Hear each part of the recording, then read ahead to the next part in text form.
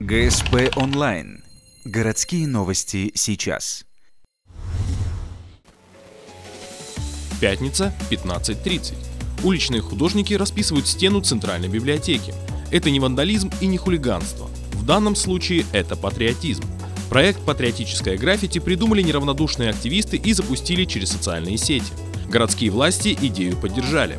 Возможность первым перенести свой рисунок с бумаги на стену выпала Арсену Даутбаеву.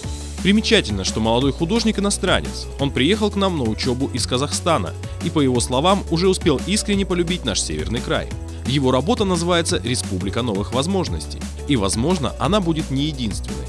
Конечно, хотелось бы еще продолжать это все, участвовать, потому что это все-таки приносить яркие краски в серый город, в серые будни людей, это же всегда весело. Да и к тому же, то ли люди будут смотреть на серые стены, то ли они будут смотреть на яркие краски. Это будет все-таки хоть как-то повышать настроение и увеличивать тонус.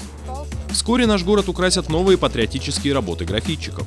2 июля художники раскрасят здание трансформаторной подстанции возле технического лицея. Следующей в очереди стоит арка дома по адресу Ленина, 40. Со временем городские стены все больше будут украшать яркие работы молодых талантов вместо всем хорошо известных 3 букв.